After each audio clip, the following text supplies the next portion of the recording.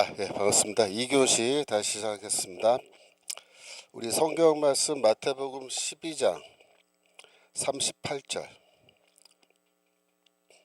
마태복음 12장 38절 우리 읽겠습니다. 그때 서기관과 바리새인 중 몇 사람이 말하되 선생님이여 우리에게 표적 보여주시기를 원하나이다. 39절 예수께서 대답하여 가라사대 악하고 음란한 세대가 표적을 구하나 선지자 요나의 표적밖에는 보일 표적이 없느니라. 40절까지 읽을까요? 요나가 밤낮 사흘을 큰 물고기 뱃속에 있었던 것 같이 인자도 밤낮 사흘을 땅속에 있으리라. 이 말씀을 보시면 예수께서 이제 복음을 전하실 때 이 표적을 보여주셨어요. 표적이란 말은 이적을 말합니다. 기적을 행한 거예요. 그런데 이 사람들이 와서 뭐라고 자꾸 주장하냐면 선생님 우리에게 표적을 보여주세요. 그런 거예요. 표적. 아니 지금까지 표적을 계속 보여줬는데 이 인간들이 또 와서 말하면 그거 말고 다른 표적이요. 그러는 거예요. 이 사람들은 표적을 보여줘봐야 표적을 뭐 믿지도 않는 그런 거죠. 사실상. 그 대답하실 때 악하고 음란한 세대가 표적을 구하는데 선지자 요나의 표적 외에는 보여줄 표적이 없다. 그렇게 대답하셨어요. 그 말은 뭐냐면 너희들에게 더 이상 표적은 필요하지 않다. 내가 최후로 한 가지 표적을 보여주긴 할 텐데 그거는 뭐다? 요나의 표적이다. 이게 수수께끼 같은 말씀이에요. 요나의 표적이다. 실제로 요나가 이적을 행했나요? 요나의 표적, 요나의 이적이죠. 요나는 표적을 그럼 행했나요? 요나서 읽으면은 그런 거 없어요. 요나는요 이적을 행하지도 않았어요. 그냥 말로만 몇 마디 했을 거예요. 그거 다예요. 말로 뭐라 그랬어요? 이 니느웨 성 무너진다 그랬어요. 요나서 3장 4절 보세요. 요나서 3장 4절.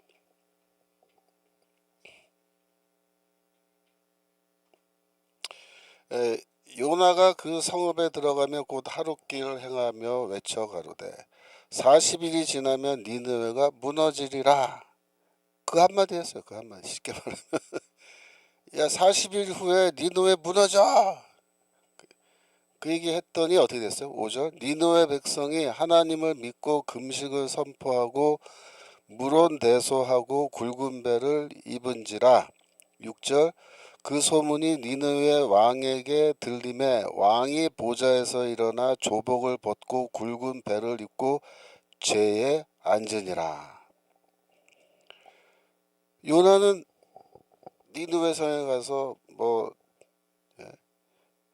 보리떡 물고기 2마리 뭐 보리떡 5개로 뭐 5,000명 먹이는 그런 이적 했어요?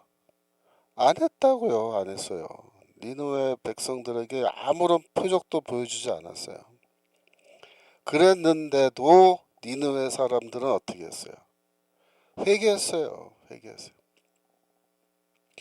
요나는 니느웨 가기 싫어했잖아요. 가서 이 니느웨 사람 회개하는 거를 자기가 보고 싶어 하지 않았어요. 요나는 뭘 원했어요? 이 니느웨 성이 무너지는 걸 보고 싶어 했어요. 그런 요나니까 도망갔고 하나님이 강제로 물고기 뱃속에 넣었다가 나오게 해가지고 회개시켜서 다시 이제 물론 니느웨로 요나가 와서 메시지를 이제 하나님이 전하라고 하니까 40일 후에 니느웨 성이 무너질 거다 그러면서 이거 외치면서도 요나가 마음속으로 뭐라고 생각했을 것 같아요? 그냥 그래, 하나님이 외치라고 하시니까 나 외치는데, 설마 이 인간들이 내 얘기 듣고 회개하겠어? 그렇게 추측했을 거예요. 그렇게 생각했을 거예요. 설마 내 말을 듣고 이 인간들이 회개할까? 안 할 거야. 그러면서 하나님의 명령이니까 40일 후에 이 성 무너집니다. 무너집니다. 그런 거예요. 그랬는데 회개했다고요. 니느웨 사람들은. 근데 반대로 예수는 어떻게 했어요? 별의별 이적을 다 행했어요. 뭐 병자도 고치고, 뭐 눈먼 맹인도 눈을 뜨고, 뭐 귀신도 쫓고, 뭐 별의별 이적 다 행한 거예요. 다 행하면서 예수는 뭐라 하셨어요? 똑같아. 회개하라. 회개하라. 하나님의 심판이 멀지 않았다. 회개하라. 그랬더니 이 인간들이 어떻게 했어요? 회개 안 하고 그 다음에 예수를 죽이려고 하는 거예요. 죽이려고. 예수 죽이려고.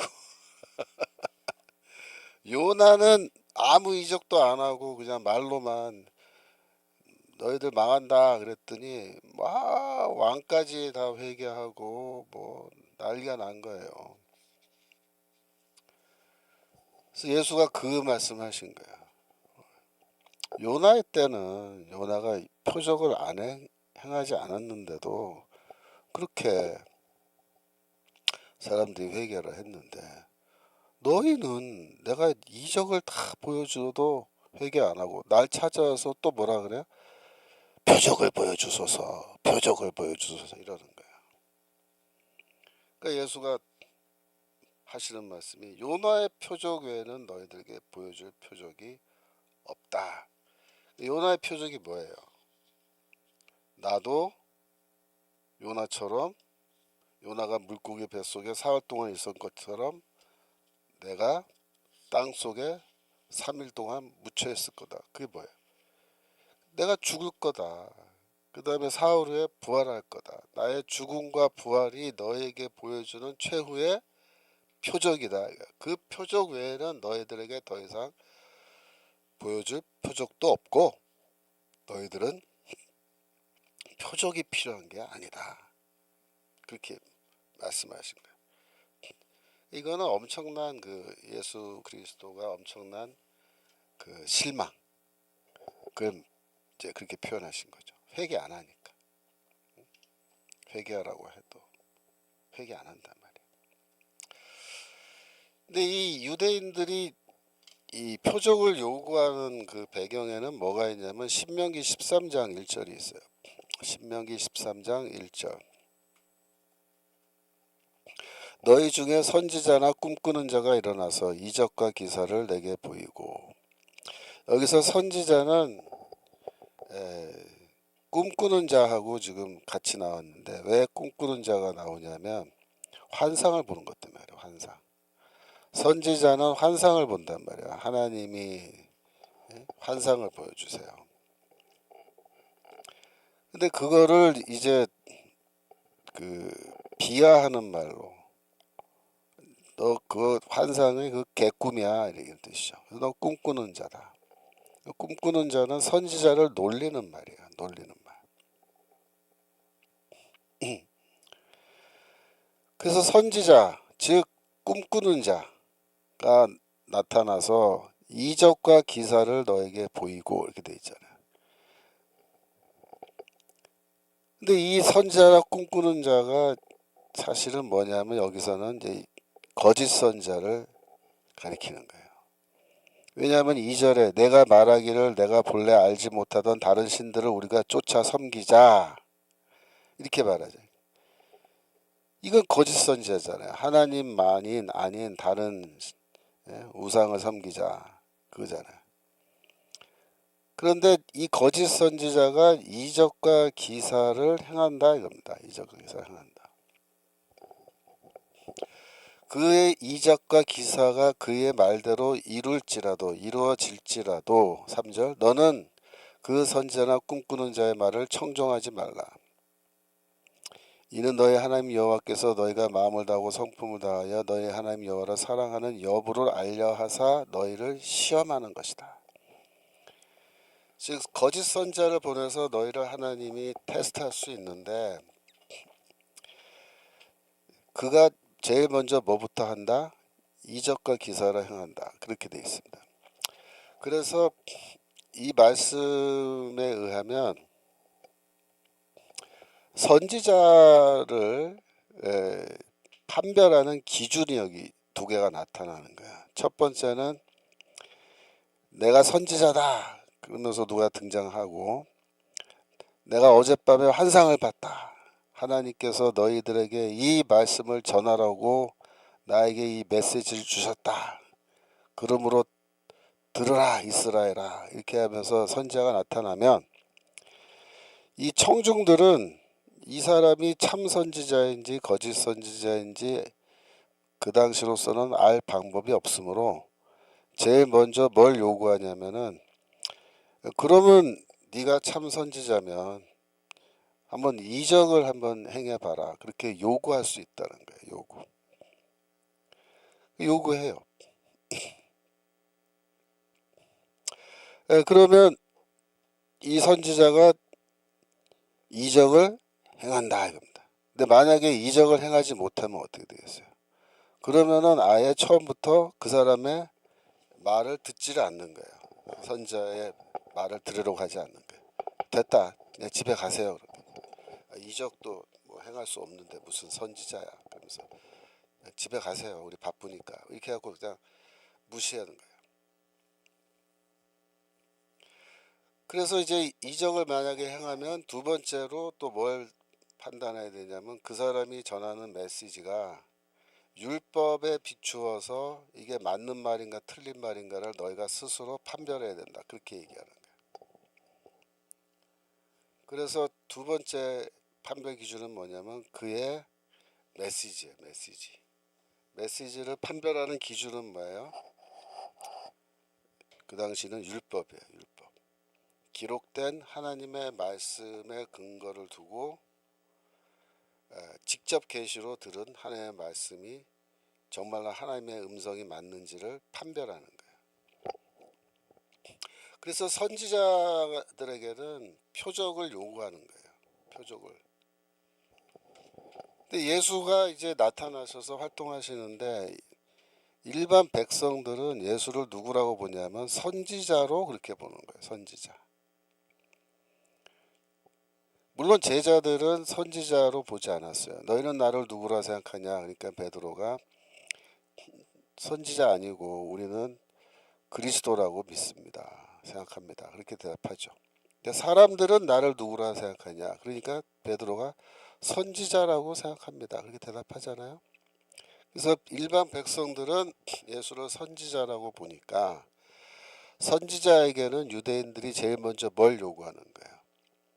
네가 참 선지자인지 거짓 선지자인지 우리가 알 방법이 없으니 일단 표적을 행하라. 그렇게 요구하는 거예요.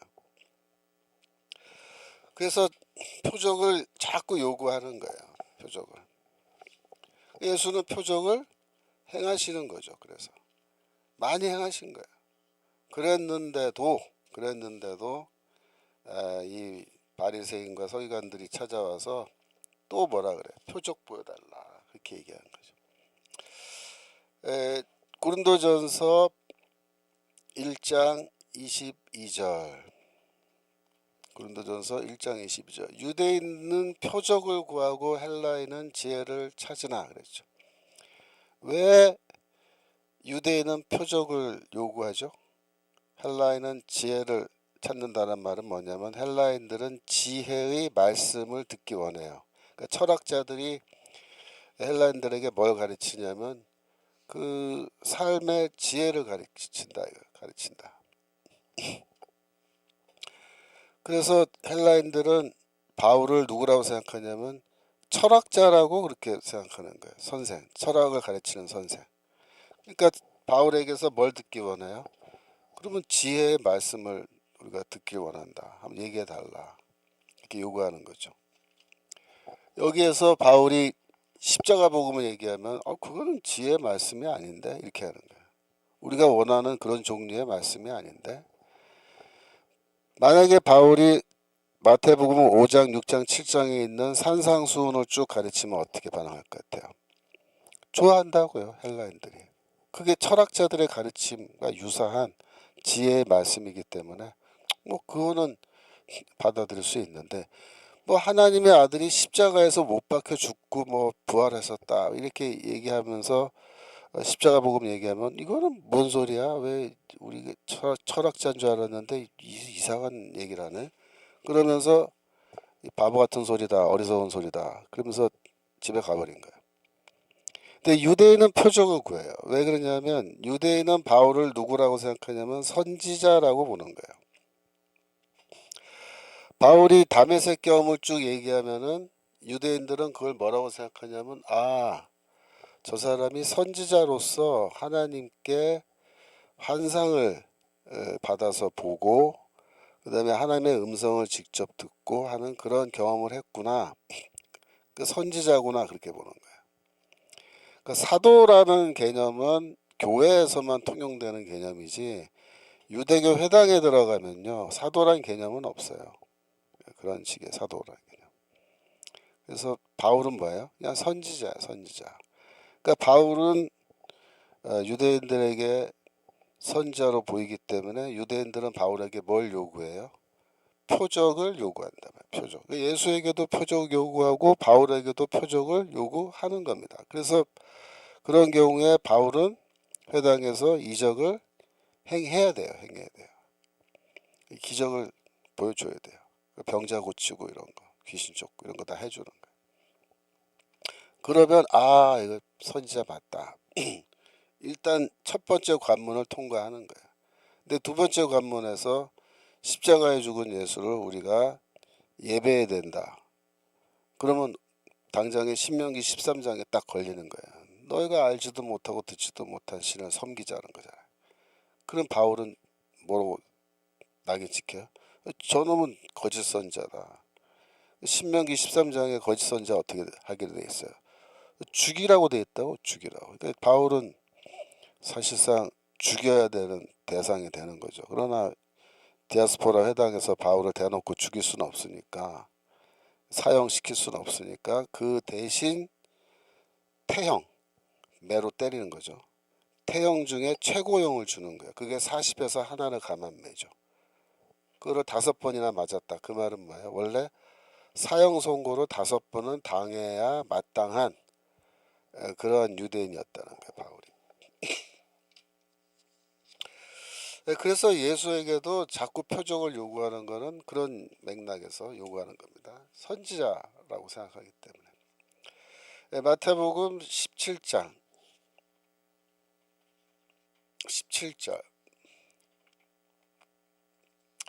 예수께서 대답하여 가라사대 믿음이 없고 패역한 세대여, 내가 얼마나 너희와 함께 있으며 얼마나 너희를 참으리요, 그를 이르러 데려오라 하시다. 즉 그 제자들이 이 귀신 들린 아이를 이제 귀신을 쫓아내지 못하고, 그러니까 예수께서 이제 제자들을 꾸짖으면서 이런 말씀하신 거죠, 그죠? 내가 언제까지 너희와 함께 있어야 되느냐? 응? 언제까지 내가 너희 함께 있을 수 없는데 내 제자들이 내가 없어지면은 내가 승천하고 난 그 뒤에는 너희들이 이거 다 해야 되는데, 귀신 쫓고 이런 거 다 해야 되는데 이거 못하니까 지금 예수께서 좀 질책하면서 뭐라고 얘기하셨냐면 믿음이 없고 패역한 세대다. 그렇게 믿음이 없고 패역한 세대다. 그래서 패역했다라는 말은 이 헬라어로 디아스트레포라는 동사인데, 디아스트레포라는 동사의 뜻이 뭐냐면 이렇게 비비꼬다라는 거야. 비비꼬다. 그래서 영어로 to distort라는 단어를 쓰는데, distort는 물론 이제 왜곡하다라는 뜻으로 그렇게 이제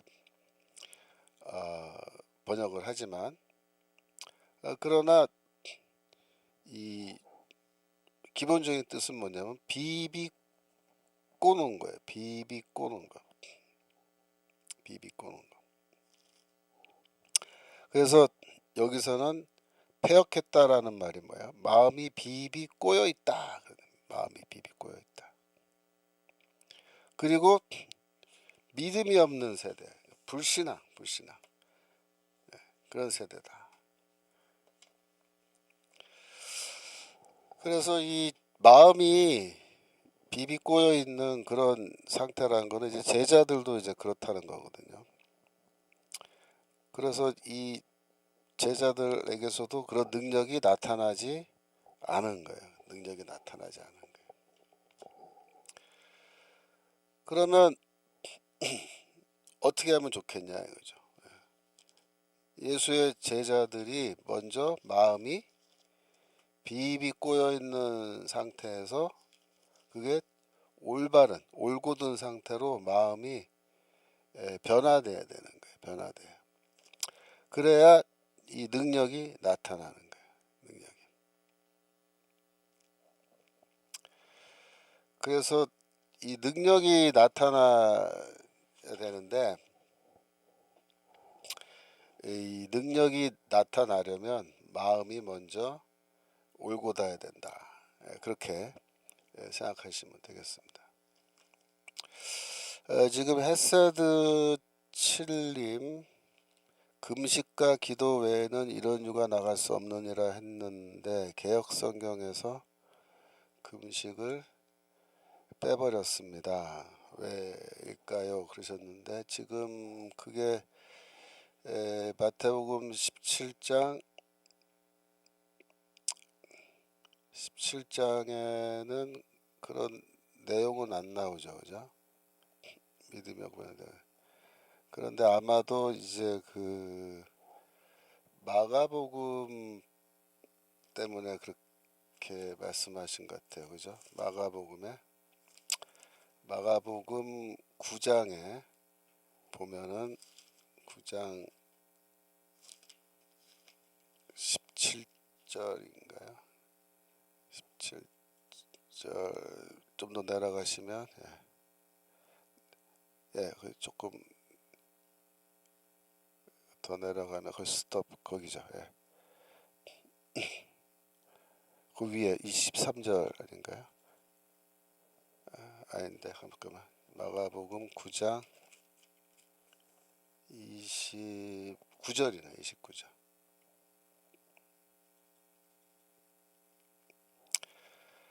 여기에서는 이제 금식과 기도 외에는 이런 이유가 나갈 수 없다 라는 말이 아니고, 여기서는 기도만 되어 있는데 왜 이렇게 되어 있느냐, 그거는 잠깐만요.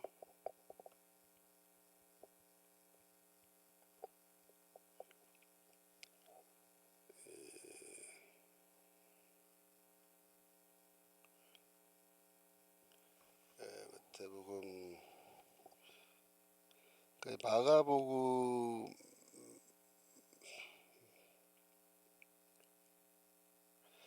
마태복음 17장 21절 보면은 아닌데, 마태복음 17장 21절 아니야, 그게 아닌데. 써봐요. 20절. 아이고.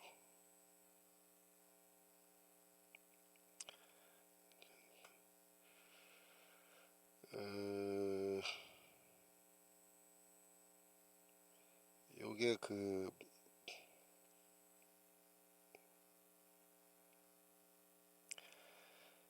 이 병 고치는 대목에서 다른 대목에서 그 말씀이 나오지 않나요? 잠깐만 제가 보기에는 예,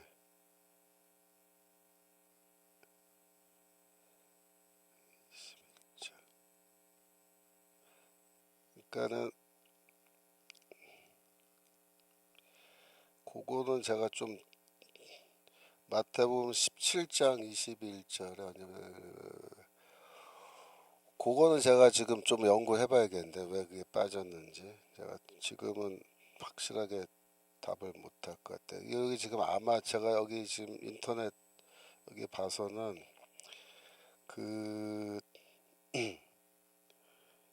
그러니까 마가복음 19장도 그렇고 이거는 그거 같아요. 그러니까는 그 사본상에 그 단어가 있느냐 없느냐 그거 가지고 좀 문제가 생겨서 그렇게 된 것 같은데 예.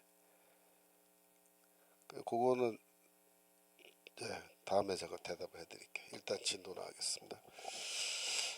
그래서 지금 이 불신앙의 상태, 그다음에 마음의 상태가 이렇게 비비 꼬여져 있는 상태인데 그 빌립보서 2장 15절에도 유사한 내용이 나와요.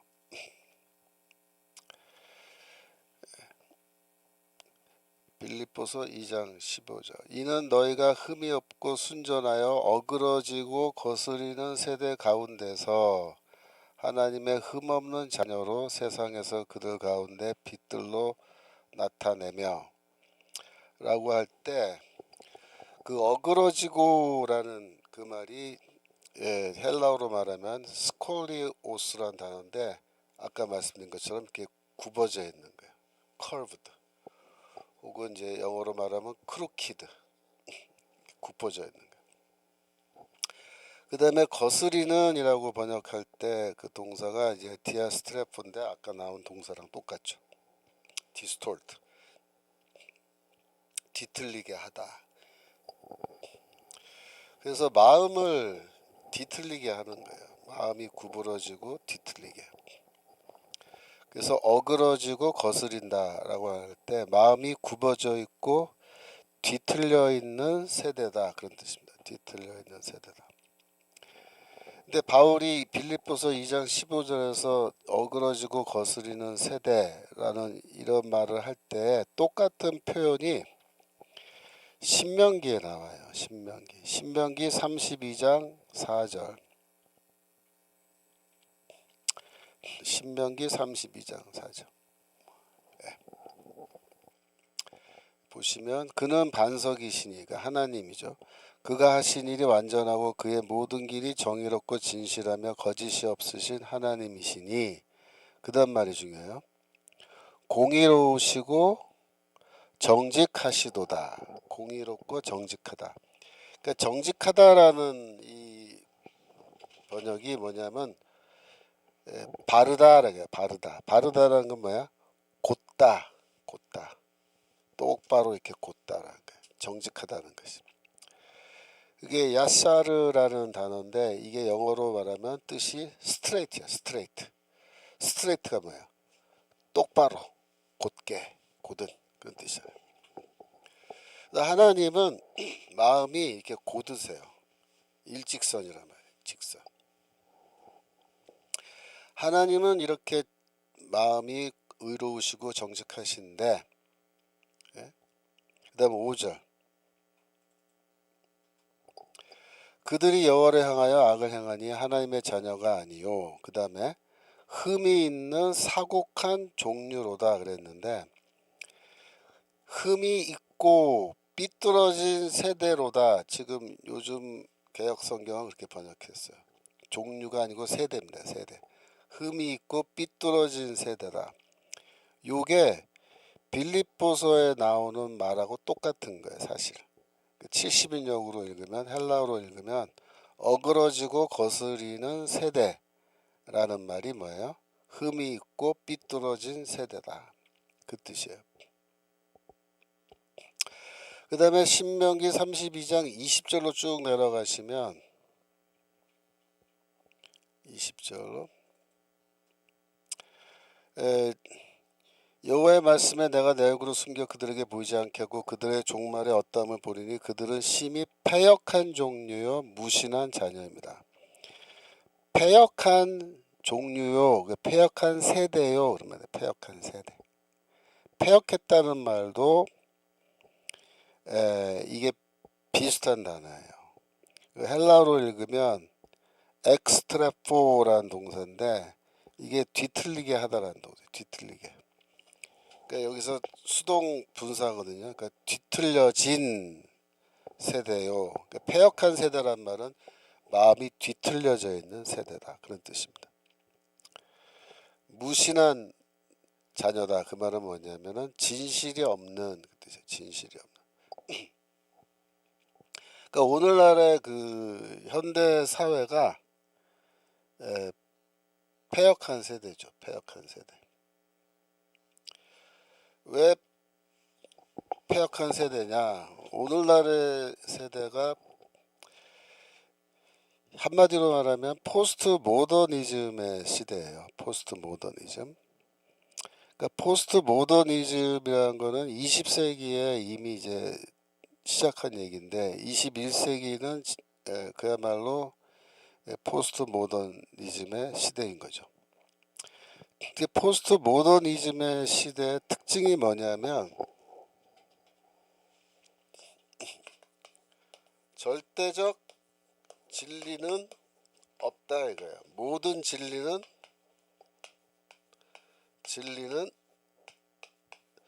상대적이다. 이렇게 주장하는 겁니다. 절대적 진리는 없고 모든 진리는 상대적이다. 이게 포스트 모더니즘의 핵심이에요. 이거를 종교 영역에 적용을 하면요, 어떻게 되면 절대적인 진리를 말하는 종교란 거는 없다 이거예요. 모든 종교는 다 상대적 진리를 말하는 것이다 이렇게 말해요. 그러니까 기독교만 옳고 기독교만 구원의 길이다. 이건 뭐야? 절대적 진리를 주장하는 거거든요. 그 틀렸다는 거예요. 그렇게 말하지 말라는 거예요. 그럼 어떻게 말해야 돼? 모든 종교는 다 진리다 그렇게 말하라는 거예요. 모든 종교는 다 진리고 모든 종교는 다 구원의 길이다. 그래서 이게 뭐야? 종교다원주의. 그 여기서 나온 거예요. 그러니까 포스트 모더니즘 시대는 절대적 진리는 없다 이거예요. 절대적 진리. 모든 진리는 상대적 진리일 뿐이다. 그래서 이게 가치관이나 규칙이 다 무너지는 거죠. 여기서. 그 다음에 또 뭐가 있냐면 포스트 모더니즘에서는 어느 지배적인 집단의 주장이 절대적 진리가 아니기 때문에 소수, 다수가 아닌 소수의 주장도 그것도 상대적 진리로 받아들여야 된다. 그러니까 다수가 있고 소수가 있는데 다수의 주장도 진리고 소수의 주장도 진리다. 왜? 모든 진리는 상대적이니까. 그러니까 누구는 맞고 누구는 틀리다 그렇게 말하면 안 된다는 거예요. 어떻게? 다 맞다. 다 맞다. 얘도 맞고 얘도 맞다. 그러니까 다수의 의견도 오케이. 소수의 의견도 오케이. 이렇게 하는 거죠. 이게 원래 포스트 모더니즘의 모토는 이거예요. 그래서 여기서 나온 게 뭐냐면 다양성이에요. 다양성. 다양성. 왜 다양성이 중요하냐? 너만 옳고 다른 사람이 다 틀렸으면 그건 절대적 진리를 주장하는 거니까 그건 안 된다 이거야. 너도 옳고 쟤도 옳고 또 저놈도 옳고 다 옳다. 그래야 모든 진리가 상대적 진리가 되잖아요. 그 누구나 다 자기 주장이 있는데 그게 다 옳다라고 인정해 주는 게 뭐야? 그게 다양성이에요. 다양성. 그 다양성이 있어야 된다. 그게 주장이에요. 다양성. 그래서 다양성을 영어로 diversity라 그러거든요. diversity.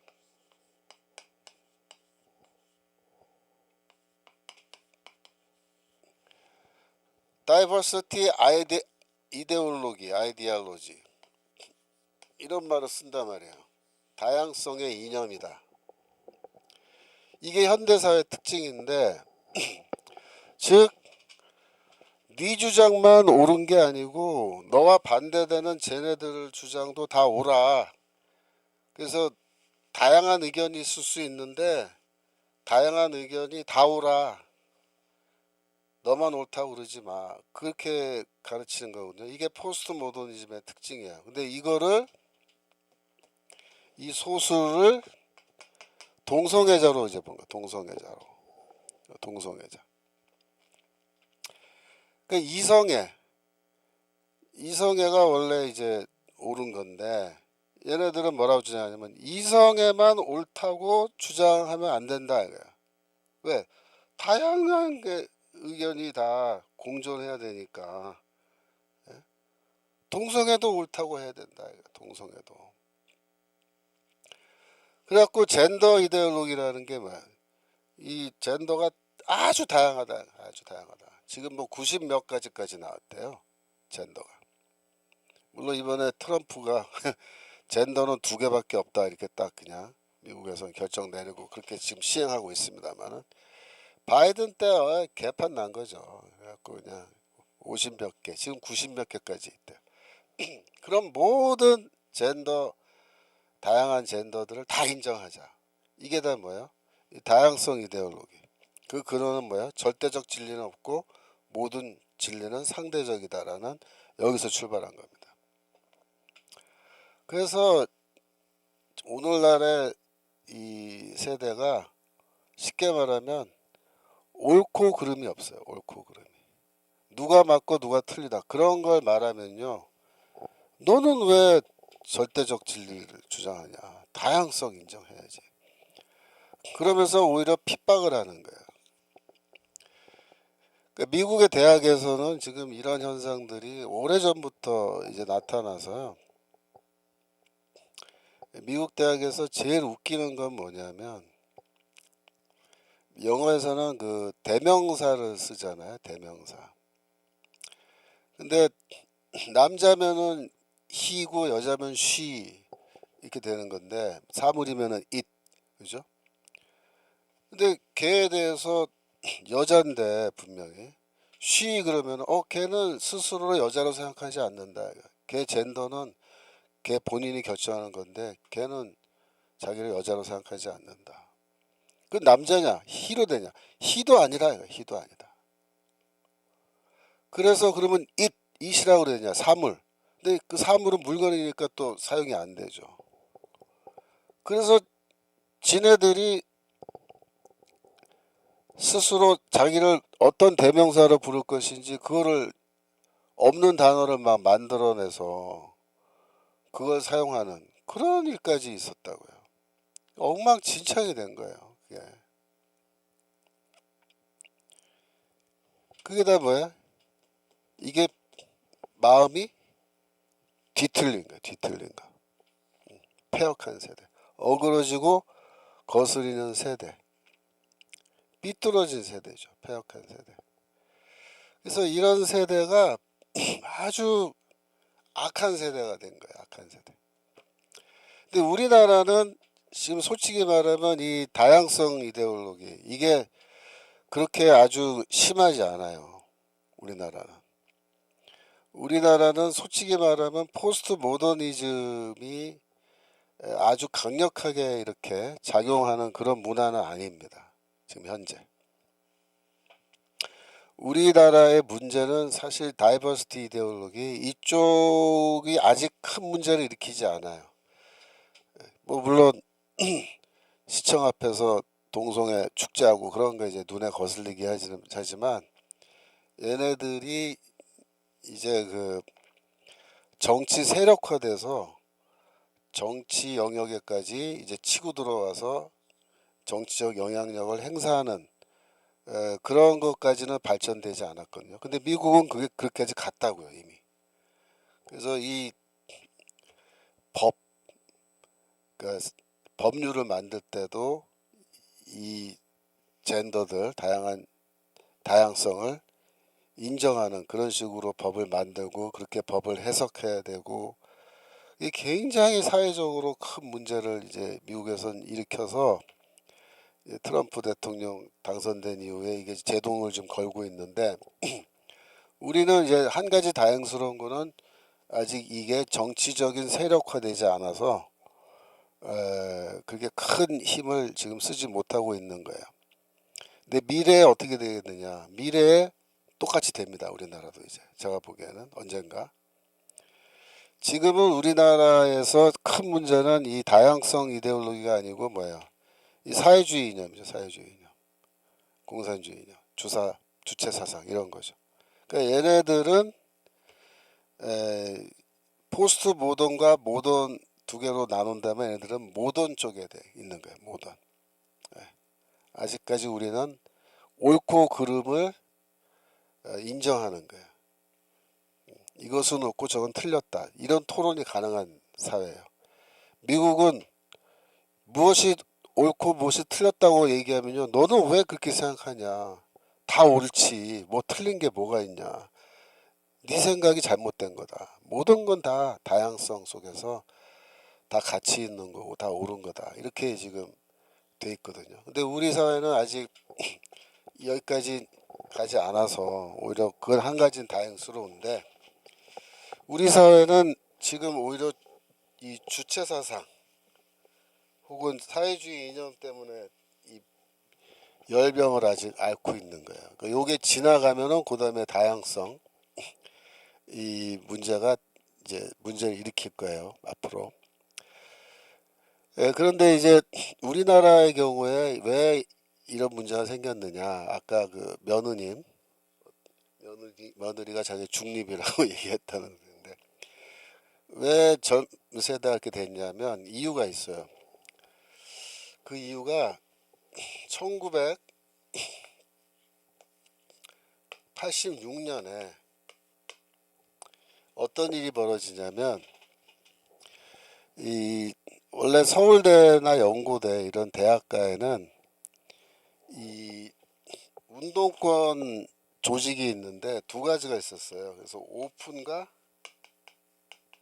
언더라 그래요. 언더. 오픈 서클, 언더 서클 이렇게 분류하는데, 이 언더 서클은 비밀 조직 같이 돼 있어요. 그 당시에 대학가에서. 그러니까 언더 서클은 70년대 이미 시작했는데 80년대 들어와서 언더 서클 중심으로 해서 이 사회주의 막스 레닌주의가 쫙 퍼져나가죠. 그러다가 이제 86년부터 주체 사상이 이리로 들어오기 시작하는데, 원래 86년 이전에는 언더 서클과 오픈 서클이 있어서, 오픈 서클은 뭐냐면은 그 대학에 등록돼 있는 동아리를 말한 거야. 동아리. 그러니까 동아리는 오픈 서클이잖아요. 언더 지하에 숨어 있지 않다고요. 근데 이제 언더 서클이 있고 오픈 서클이 있는데, 양쪽 다 이제 의식화 교육을 하고 다 양쪽 다 이 시위가 발생하면 거기 참여하고 다 하는 건데, 이 언더 서클이 서울대 같은 경우에는 뭐 한 10개 정도 있었다고요.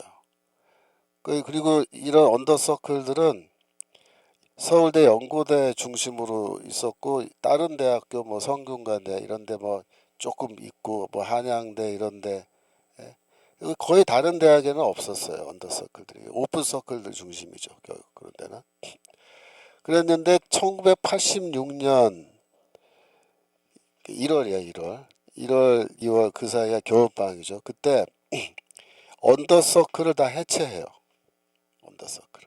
근데 언더 서클이 한 10개 정도 이상 됐는데 이 사이즈가 어느 정도 컸냐면 어떤 거는 한 100명가량, 보통 몇십 명씩, 그러니까 학년별로 1, 2, 3, 4학년이 있으면 몇십 명씩 회원이 있고, 그 다음에 큰 데는 한 100여 명, 100명이 넘는 근접하는 그런 언더서클들이 있었는데, 얘네들이 자진해서 다 해산합니다. 누가 그걸 해산시키냐면 김영환이가 해요. 김영환이 누구예요? 주사파 대부, 서울대 법대 82학번 김영환이가 그때 당시에 주동이 돼서 우리 언더서클을 다 해체하자, 이렇게 해체하자. 그래서 해체해버려요. 왜 해체했냐면 이 언더서클만 해서는 학생 운동을 위한 그 운동가들, 학생 운동가들을 많이 양산해내지 못한다 그래요. 그러니까 소수 정예는 만들어내는데 다수를 만들어낼 수 없으므로 언더서클을 폐지하자는 거예요. 그거 어떻게 하냐면은 이 사람들이 다 학과로 가요. 그러니까 단과대라 그러는데, 이제 서울대 같으면 인문대, 사회대, 뭐 자연대, 공대 이렇게 쭉 있잖아요. 그러면 사회대 안에 학과가 10개가 있단 말이에요. 뭐 정치학과, 경제학과, 사회학과, 인류학과 뭐 이렇게 쭉 해갖고 쭉 학과가 있는데, 이 언더서클을 다 해산하고서 이 사람들이 어디로 가냐면 학과로 다 들어가요. 학과로. 그래서 학과에 뭘 만드냐면은 학습부장을 뽑고, 학년별로 학습부장을 뽑고 학과에 이 학생들 전체를 대상으로 해서 의식화 교육을 하는 거예요. 그게 86년부터예요.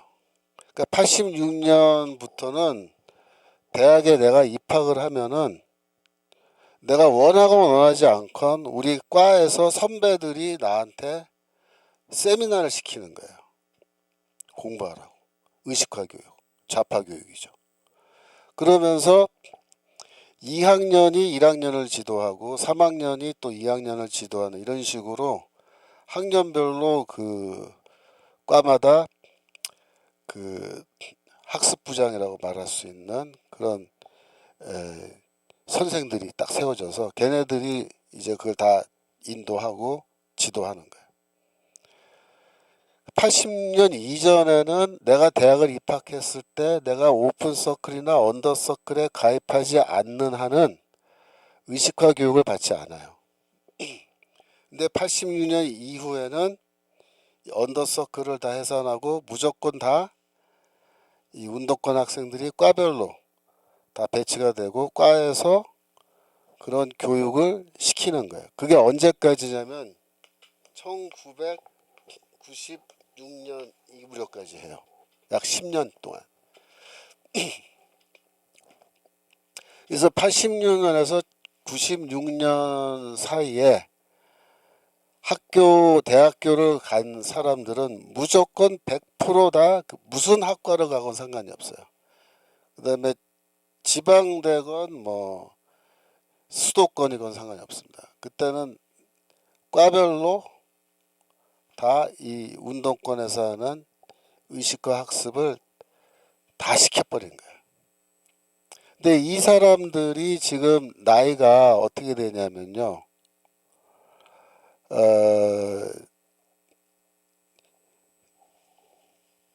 48세에서 지금 58세예요. 그러니까 이때 입학해서 86년에 대학 1학년이면 지금 58세고요. 96년에 1학년이면 48세예요. 그러니까 48세에서 58세 사이에 이 사람들은 무조건 이런 교육을 다 받은 거예요. 학교에서 선배들한테 과별로 서클에 가입하지 않아도 다 받은 거예요. 그때 받은 교육이 뭐야? 주체사상. 왜?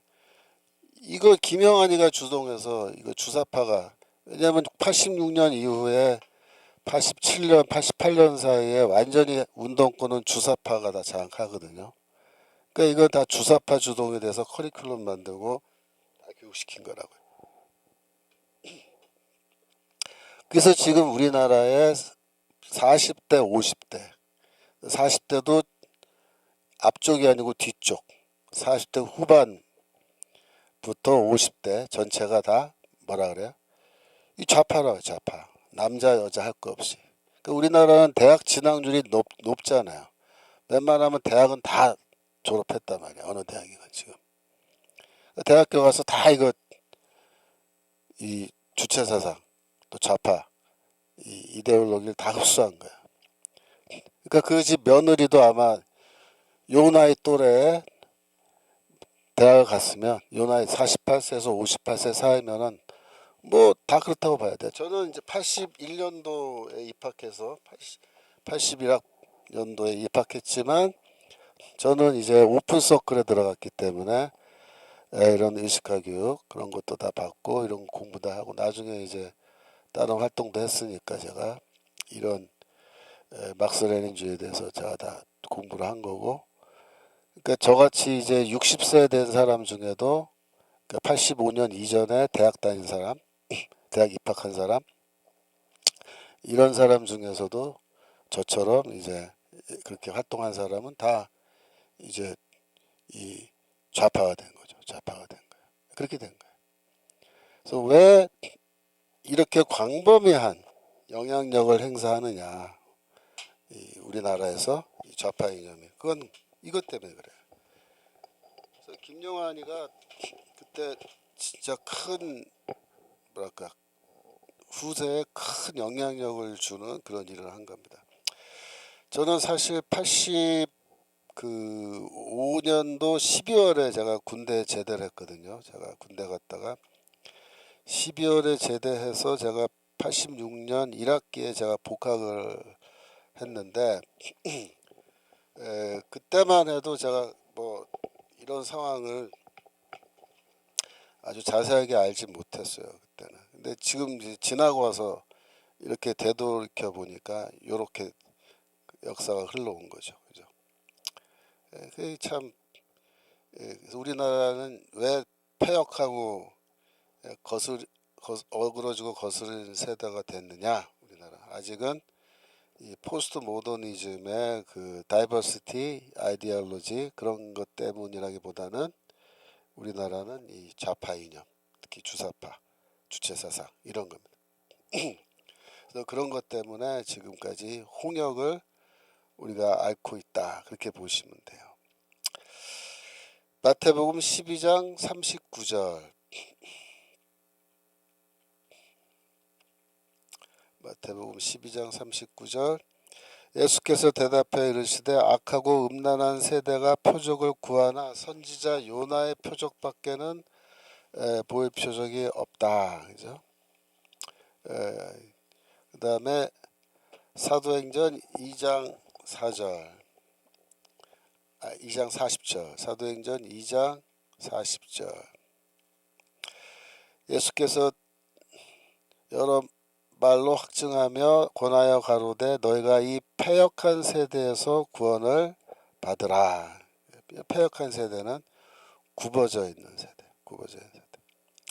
로마서 12장 1절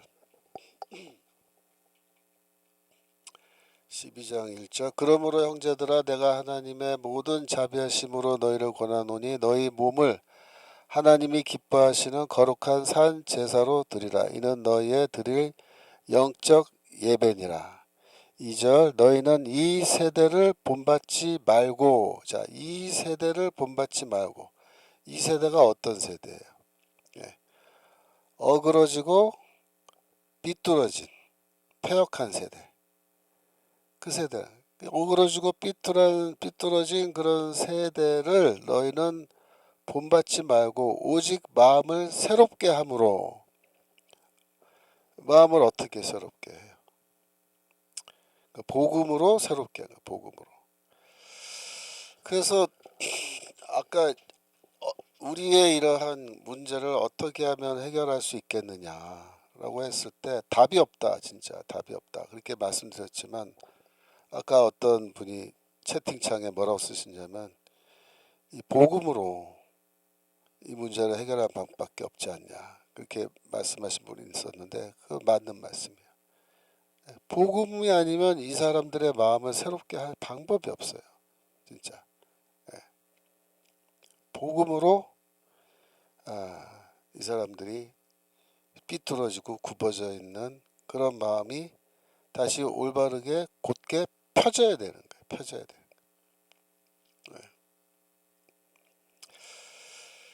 그 참 이번에 그 대통령 후보도 보면은 한 분은 아주 마음이 올곧죠.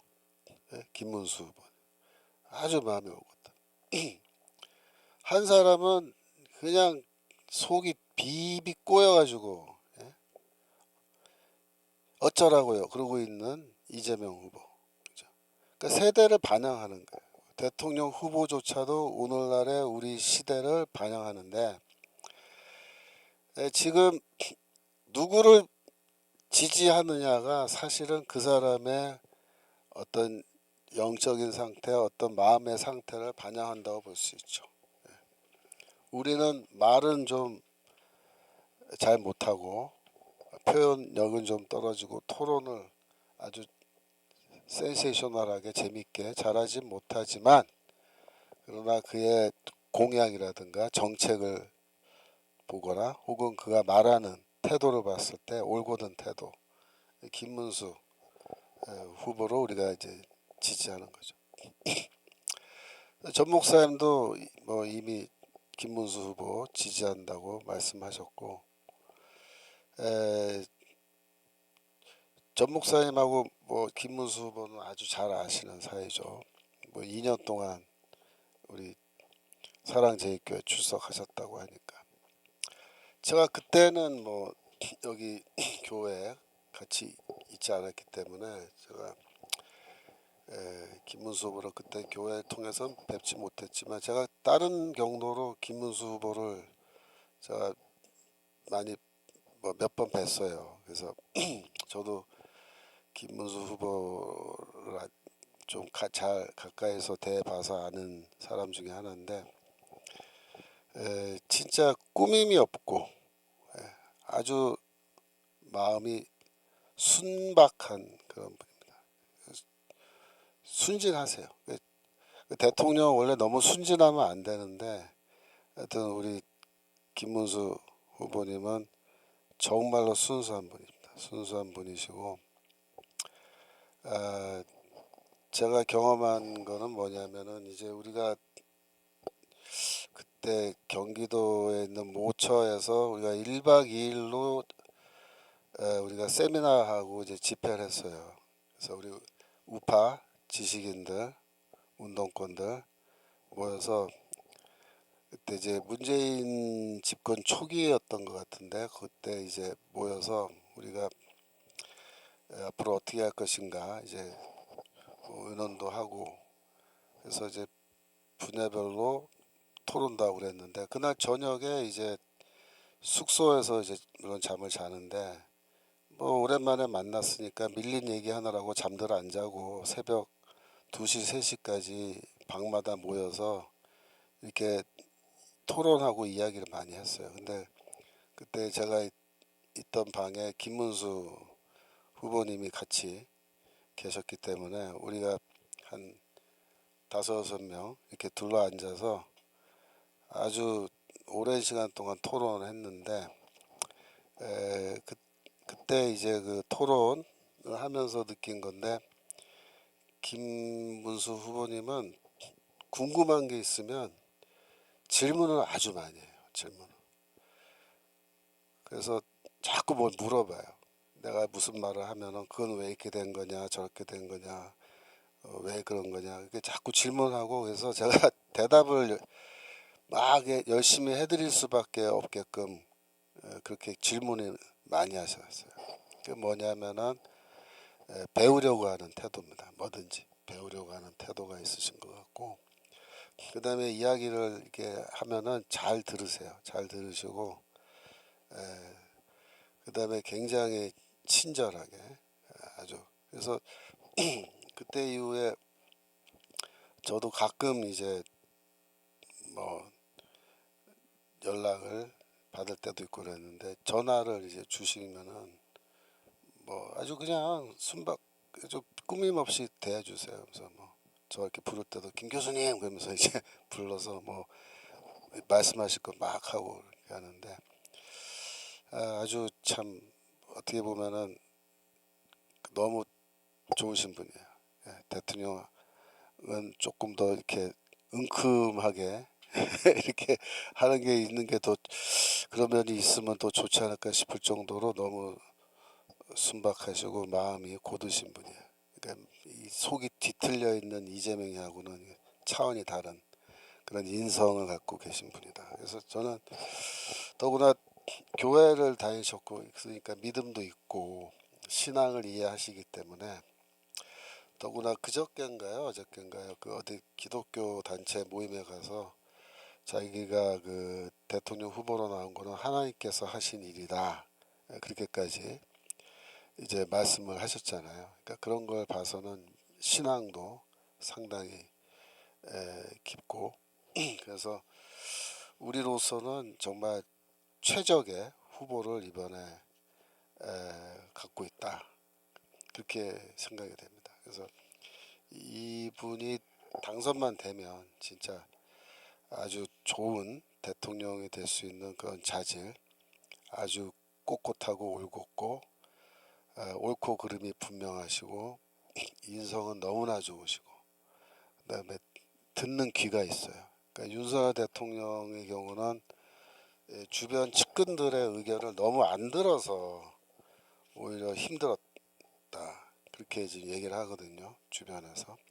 근데 김문수 후보님은 잘 들으세요. 그리고 질문을 많이 하고 뭐든지 배우려고 하시고 그렇게 노력하시는 스타일이기 때문에 대통령이 되더라도 막 독단적으로 막 이렇게 하지 않고 주변의 참모들의 의견을 잘 귀담아 들으면서 이렇게 정책을 추진하지 않을까 그런 그렇게 기대합니다. 그래서 우리로서는 참 준비된 후보라고 우리가 생각하지 않았던 그런 상황 속에서 정말 하나님이 만드신 그런 후보예요. 그래서 지금 이 계엄과 탄핵 이 국면을 통해서 우리가 옥석을 가리게 됐는데 정말 그 맨 짱돌이 아니라 옥으로 잘 골라져서 이번에 하여튼 그 두 권 씨가 그렇게 난리를 쳤는데도 이게 이렇게 된 거 보면은 정말 어떻게 보면 하나님의 역사하심이 있지 않았나 저는 그렇게 봅니다. 그래서 김문수 후보가 대통령 후보로 나온 거는 너무나 우리에게는 축복이고 잘된 일인데 지금 한 가지 아직 지지율이 낮아서 6월 3일 날 투표해서 정말로 이길 수 있을지 거기에 대해서 지금 아직은 약간 더 우리가 노력해야 되는 상황인데 하여튼 지금 여러 가지로 우리가 기도 제목도 많고 그래서 저도 참 새벽에 눈을 뜨면은 나도 모르게 기도가 나와요. 그래서 기도하고 정말 하나님의 도우신 가운데서 이렇게 좋은 결과가 오게 되길 정말 간절히 바랍니다. 그래야 우리가 살 수 있습니다. 우리가 정말 대한민국도 지키고 우리도 살 수 있고 이번에 지면은 대규모 그 탄압이 있을 것으로 보죠. 그러니까 이재명이 자기가 정치 보복 안 한다고 말을 했죠. 근데 그 말을 듣고 다들 웃는 거죠. 심지어 측근들이 웃는 거예요. 측근. 측근들이. 하여튼 지금 이기지 않으면 안 됩니다. 권성동 대표와 사무총장이 선거 자금을 풀지 않아서 선거운동 하시는 캠프에 식사비도 없어서 안타까운 상황이다. 그것도 처음 듣는 얘기네. 이번에 260억인가 그 모금도 금방 됐다고 들었는데 왜 선거 자금을 풀지 않죠? 하여튼 이 비상 대 비대위 위원장인가요? 하여튼 그쪽에서 빨리 이걸 좀 잘 해결해야 될 텐데. 자, 일단 다시 또 돌아와서 보겠습니다. 마태복음 12장 41절. 마태복음 12장 41절. 심판 때에 니느웨 사람들이 일어나 2세대 사람을 정죄하리니 이는 그들이 요나의 전도를 듣고 회개하였음이오니와 요나보다 더 큰 이가 여기 있으며. 42절. 심판 때에 남방 여왕이 일어나 2세대 사람을 정죄하리니 이가 그가 솔로몬의 지혜로운 말을 들으려고 땅 끝에서 왔으며 솔로몬보다 더 큰 이가 여기 있느니라. 그렇게 돼 있죠. 예.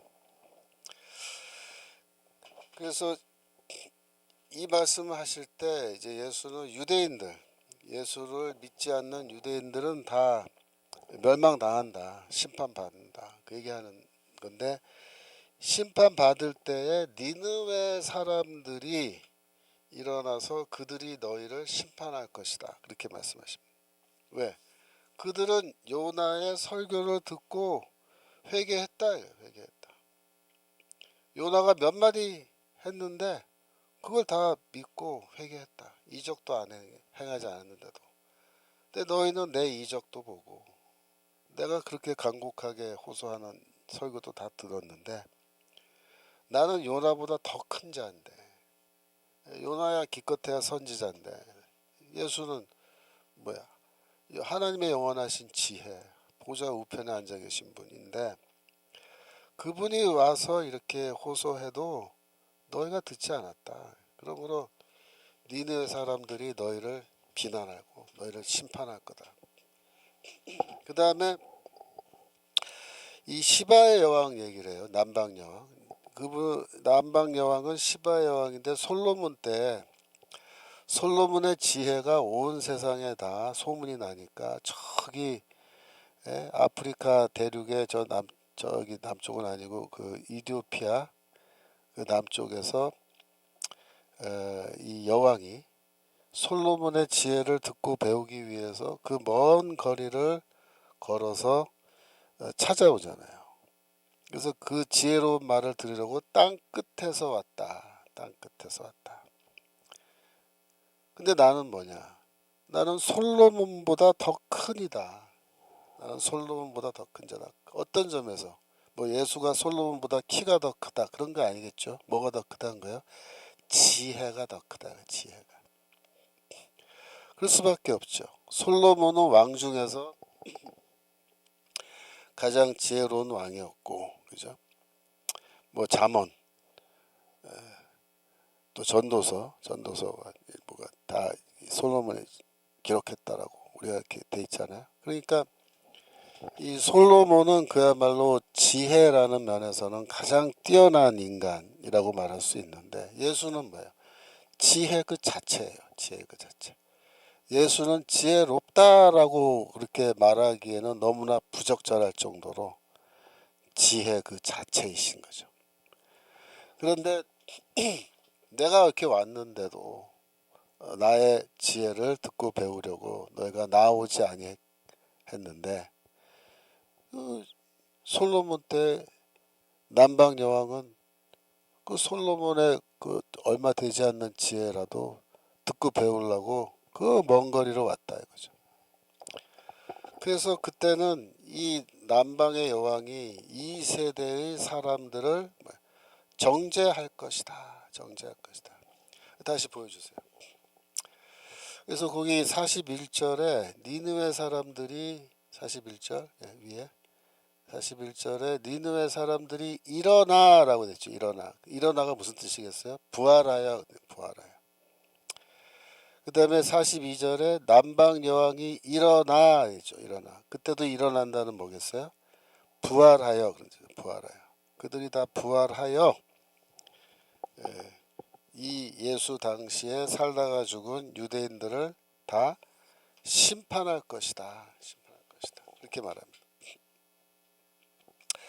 그래서 아까 그 요나의 표적 외에는 너에게 보여줄 표적이 없다라고 할 때 대체 왜 예수는 자신의 죽음을 요나의 죽음에 비유하는 걸까요? 그 둘 다 어떤 공통점, 특별히 유형에 있어서 유형적 일치, 영어로 타이폴로지라 그래요. 타이폴로지, 유형론, 타이폴로지컬 일치, 유니티가 뭐가 있는 거냐? 그걸 한번 따져보자는 거예요. 그래서 180페이지입니다. 제 노트 180페이지 보시면 요나와 예수 사이에는 아래와 같은 유형적 일치가 있다 이렇게 말씀해요. 유형적 일치가 있다. 첫 번째로 요나와 예수는 둘 다 물속에 던져지는데 이때 물이란 건 뭐냐? 그것은 혼돈의 세력, 죽음의 세력을 가리키는 것으로 그렇게 볼 수 있어요. 요나서 2장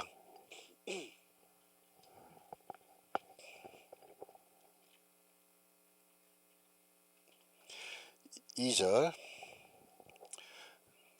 요나서, 욥기가 아니고 요나서.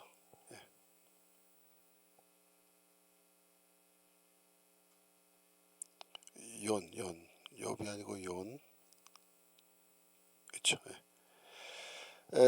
가로되 내가 받는 고난을 인하여 여호와께 불러 아뢰었사더니 주께서 내게 대답하셨고 내가 수월의 뱃속에서 부르짖었사더니 주께서 나의 음성을 들으셨나이다. 그래서 요나의 그 찬양이죠. 일종의 찬양인데 3절 주께서 나를 깊음 속 바다 가운데 던지셨으므로 큰 물이 나를 둘렀고 주의 파도와 큰 물결이 다 내 위에 넘쳤나이다. 그래서 여기에서 그 물이 깊은 바닷속 물속에 내가 던져졌고 물이 나를 둘러쌌고 큰 물결이 내에 넘쳤다. 이거는 다 뭘 말하는 거냐면 죽음의 위협, 아주 그 악의 세력의 혼돈의 세력, 악의 세력, 죽음의 세력 가운데에서 아주 그 빠져가지고 그들의 고난을 당하는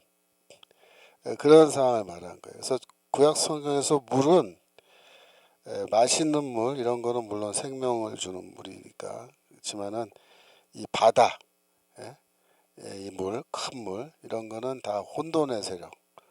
왜냐하면은 창세기 1장 1절부터 보면은 태초에 하나님이 천지 창조하셨다 이렇게 해놓고 하나님의 영이 수면 위를 운행하신다. 그래서 온 세상이 물로 가득 차 있는 거야. 물에 빠져 있는 거야. 이거 혼돈의 세력인 거죠. 하나님의 창조는 어떻게 해서 천지를 창조하세요? 물을 컨트롤 하신다고요. 그래서 물을 나누죠. 그래서 궁창을 만들어서 궁창 위의 물과 궁창 아래의 물로 나누고 그 다음에 이 육지를 덮고 있는 물을 밀어내시죠. 쫓아내시죠. 그래서 땅의 경계, 바다의 경계를 만드시고 물이 그 위로 넘쳐오지 못하도록 그렇게 하신다. 그래서 육지가 드러나는 거죠. 그 다음에 이제 창조하시는데 세상 만물을 이런 과정을 우리가 이제 놓고 보면은 물이란 건 뭐예요? 혼돈의 세력을 말합니다. 하나님의 창조는 이 혼돈의 세력인 물을 컨트롤 하시는 거예요. 근데 노아의 홍수는 뭐예요? 노아의 홍수는 다시 그 물을 사용해서 이 세상을 다 심판하고 쓸어내고 그래서 창조 이전으로 돌아가는 거죠. 그러다가 다시 물이 빠지고 원위치해서 이제 노아의 홍수가 끝났을 때는 실제로 새로운 하나님의 창조 세계가 드러나게 되는 그런 상황이 되는 거죠. 아까 요나서 2장 4절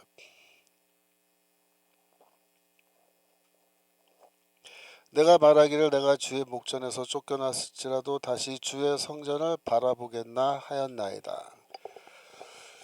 이때 주의 성전은 하늘에 있는 주의 성전이겠죠. 그죠? 그 다음에 물이 나를 둘렀으되 영혼까지 하였사오며 기품이 나를 애웠고 바다풀이 내 머리를 쌌나이다. 물이 나의 영혼까지 둘렀다. 둘러쌌다. 이거는 이 단순하게 내가 물에 빠졌다 그런 뜻이 아니고 악의 세력이 나를 완전히 포위했다 그런 뜻입니다. 근데 이와 비슷한 그 시편이 어디 나오냐면 시편 69편에 나와요. 시편 69편 1절. 하나님이여 나를 구원하소서 물들이 내 영혼까지 흘러 들어왔나이다. 아까 요나는 뭐라고 했어요?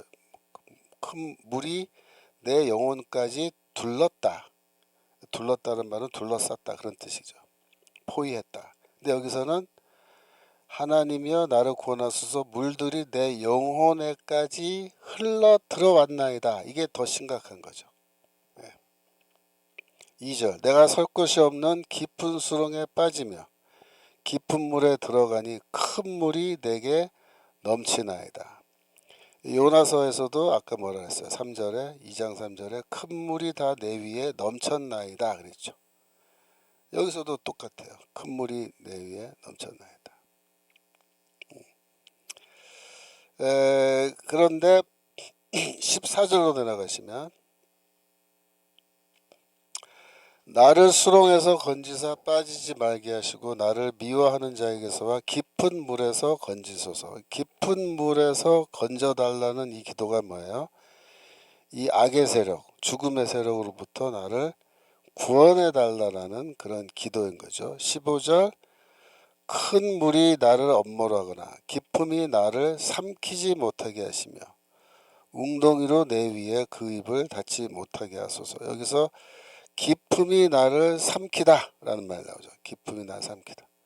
큰 물이 나를 삼키다. 그래서 이때 물은 그냥 바닷물이 아니에요. 마시는 물도 아니고 이때 물은 뭐예요? 혼돈의 세력, 악의 세력을 상징하는 거라. 상징하는 거다. 그런데 이 69편에 이렇게 물 이야기가 요나서에서 나오듯이 이렇게 똑같이 거의 동일한 내용이 나오는데 69편 21절에 가면 21절 가주세요. 거기에 뭐라고 되어 있냐면 저희가 쓸개를 나의 식물로 주며 갈할 때에 초로 마셨사오니 이렇게 되어 있죠. 이 내용이 마태복음에 나온단 말이야. 마태복음 27장 34절 보시면 쓸개 얘기가 나와요. 쓸개 탄 포도주를 예수께 주어 마시게 하려 하였더니 예수께서 맛보시고 마시고자 아니하시더라. 그 다음에 27장 48절로 내려가시면 초를 마시게 하는 얘기가 나와요. 초. 그 중에 한 사람이 곧 달려가서 해융을 가지고 신 포도주를 머금게 하여 갈 때에 꿰어 마시우거늘. 그러니까 신 포도주가 뭐예요? 포도주를 오래 놔두면요 쉬어져요. 그러면 그게 식초가 된다고요. 그거를 우리가 포도식초라 그러네요. 포도식초. 네.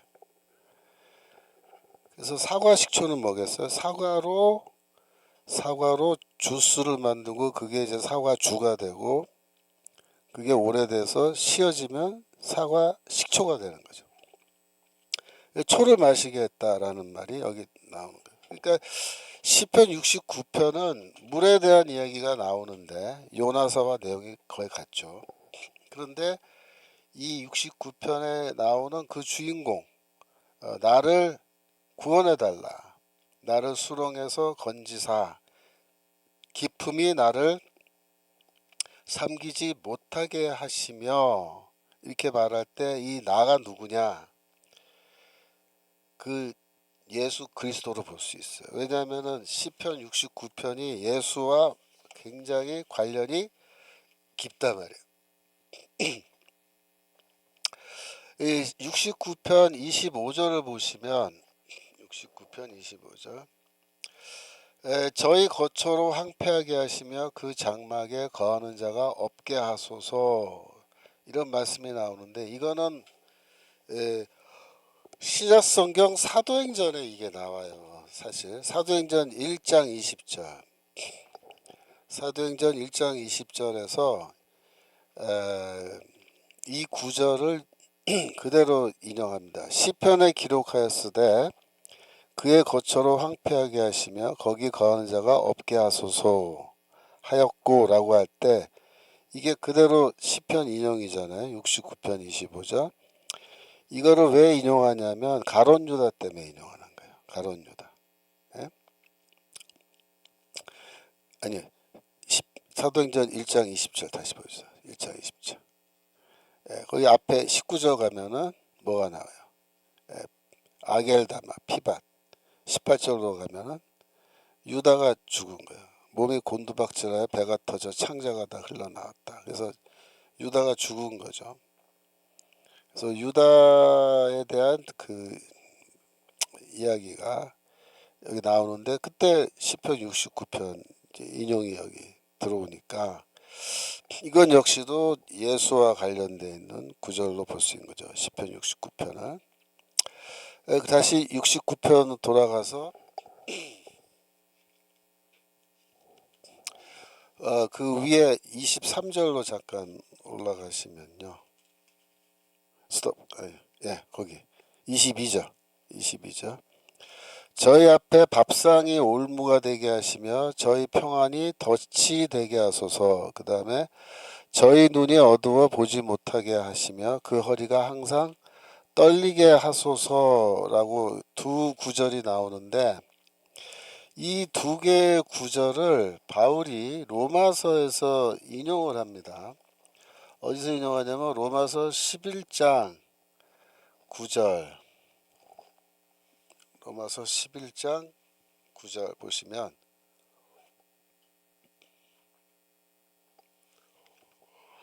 로마서 11장 9절. 네, 맞습니다. 다윗이 가로되, 그러니까 시편 인용이란 거예요. 저희 밥상의 올무와 덫과 거치는 것과 보응이 되게 하옵시고 10절. 저희 눈은 흐려 보지 못하고 저희 등은 항상 굽게 하옵소서라고 했는데 요게 시편 69편에 있는 말씀을 그대로 인용한 거죠. 근데 요게 왜 의미가 있는 인용이냐면 바울이 지금 유대인들이 왜 다수가 구원 못 받고 오직 소수만 예수를 믿고 왜 이스라엘이 예수 그리스도의 복음을 받아들이지 못하고 실패하는가 라는 거를 이제 설명하는 와중에서 이 시편 69편의 구절을 바울이 인용을 하는 건데 그건 무엇과 관련이 있냐면 예수의 죽음과 관련이 있는 거예요. 죽음. 왜냐하면 그 앞에 그 예수에게 그 쓸개를 먹게 하고 초를 마시게 하는 그 내용이 아까 나왔잖아요. 그 내용 다음에 요 내용이 나온다고요. 즉 바울은 어떻게 생각한 거냐면 예수 그리스도를 하나님이 유대인으로 태어나게 하셔서 이 땅에 보존해 주셨음에도 불구하고 이스라엘이 이 솔로몬보다도 큰 자, 요나보다도 큰 자이신 이 그리스도를 받아들이지 못하고 그의 말씀을 듣고 회개하지 않고 오히려 그를 죽였다는 거예요. 죽여. 그래서 이게 저주문이거든요, 사실. 그래서 그 저주가 임했다는 거예요, 이스라엘에게. 저희 밥상이 올무가 되고 덫과 거치는 것이 되고 저희 눈은 흐려보지 못하고 등은 항상 굽게 해달라. 그 바울이 시편 69편의 말씀을 인용할 때도 그게 예수 그리스도와 관련이 있는 말씀이기 때문에 이렇게 인용을 하는 거란 말이야. 그래서 유대인들이 눈이 어두워졌고 그들의 등은 왜 굽어요? 율법을 지킨다고 그 무거운 짐을 등에 지고 걸어가느라고 등이 다 휘었다. 예수는 뭐라 그래요? 나의 멍에는 쉽고 가벼우니 다 내게로 와서 나의 멍에를 메고 쉼을 얻어라 이렇게 말씀하시잖아요. 근데 그렇게 안 한다고요. 굳이 그 어려운 율법 다 지키겠다고 생 난리치고.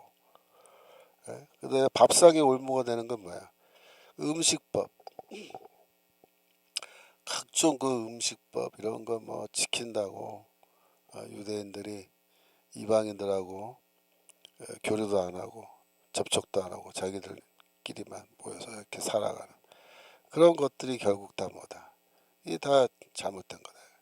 그래서 그들이 보응을 받았다. 보응을 이렇게 말한 거야. 그러니까 69편은 요나서와 관련이 깊다. 왜? 요나가 물에 빠져서 이 큰 깊은 물로부터 나를 구원해 달라라고 외치는 것처럼 예수도 이 깊은 물로부터 나를 구원해 달라고 하나님께 부르짖어요. 그런 점에서 예수와 요나는 유형론적으로 일치한다. 이렇습니다. 일치한다. 69편의 내용을 쭉 살펴보면은 신약 성경과 관련된 중요한 구절들이 거기 있는 거죠. 그래서 쓸개를 먹게 하고 초를 마시게 하고 그 다음에 가룟 유다의 죽음과도 관련 있는 구절이 있고 그 다음에 바울은 로마서에서 이 두 구절을 직접 인용하면서 설명할 정도로 69편은 그리스도와 관련이 깊다. 그죠? 그래서 181페이지 두 번째로 자기 희생으로 다른 사람을 구함 거기 이제 해야 되는데 시간이 거의 다 됐죠. 그래서 그거는 우리가 그 다음 주에 우리가 계속해서 공부하도록 하겠습니다. 그래서 오늘은 거기까지 하겠습니다. 여러분들 그 하여튼 지금 우리가 남은 기간 6월 3일까지 최대한 우리가 노력해야 되고 또 김문수 후보가 열심히 하고 있고 그 다음에 지금 중요한 건 뭐예요? 김문수로 대동단결 그죠? 대동단결할 때 어떻게 단결해요? 이재명에 반대하기만 하면 다른 조건 없어요. 이재명에 반대하기만 하면 다 우리 편이다. 우리 편이다. 그렇게 가야 돼요. 그래서 이재명에 반대하니까 나는 기권한다. 그렇게 하는 게 아니고 나는 이재명에 반대하니까 이준석이 찍는다. 그게 아니고 나는 이재명에 반대함으로 뭐예요? 김문수를 찍겠다. 이렇게 돼야 돼요. 김문수. 그래서 김문수 캠프로 이 반 이재명 세력이 다 총 집결해야 돼요. 우리가 그거를 지지해 줘야 돼요. 그래서 아까 1교시에 말씀드렸죠. 개나 소나 다 와도 된다. 개나 소나. 이재명만 반대하면 개도 좋고 소도 좋다. 다 우리 진영으로 와서 김문수 찍어라. 김문수 찍어라. 동심초님 후보 단일화. 그 임준석, 한교안도 단일화 협조해야. 한교안 선생 후보는 뭐 아마도 단일화에 협조할 것으로 저도 기대를 하는데 이제 문제는 이준석이죠. 이준석까지 단일화가 되면 이거는 가능합니다. 근데 이제 이준석은 전체 득표에서 15%를 넘지 못하면 선거비 보존을 못 받아요. 10% 넘으면 50%밖에 못 받고 그러니까 지금 10%가 안 나오기 때문에 지금 뭐 이 상황에서 뭐 7%, 뭐 8%그 정도 갖고는 선거비 보전이 안 되는 걸로 알고 있어요. 그래서 결국 그러면 금전적인 손해를 많이 봐야 되는 상황이니까 아마도 이준석이도 투표하기 전에는 아마 사퇴하고 이쪽 김문수로 단일화하지 않을까 저는 그렇게 희망적으로 기대를 하고 있는데 모르죠. 이준석이가 고집 피우고 끝까지 자기는 달리겠다 그러면은 뭐 막을 수는 없죠. 하지만 여하튼 어떤 형태로건 우리가 총력전을 해서 표를 모을 수 있는 만큼 다 모아서 해야 되고 그 다음에 이재명 쪽에 붙어있던 사람들이 자꾸 떨어져 나와야 돼요. 이재명에게 실망해서. 그리고 지금 아직 결정 못하신 분들 이런 분들은 이제 대세를 마지막에 보고서 대세 쫓아가는데 김문수로 표가 결집한다 라고 그렇게 이제 언론에서 떠들기 시작하고 이제 분위기가 글로 가면은 이 무당층 그러니까 아직 결정 못하신 분들은 김문수로 모여들 수 있습니다. 그러니까 아직 희망이 있으니까 희망을 갖고 우리가 더 싸워야 된다 이렇게 말씀드릴 수 있습니다.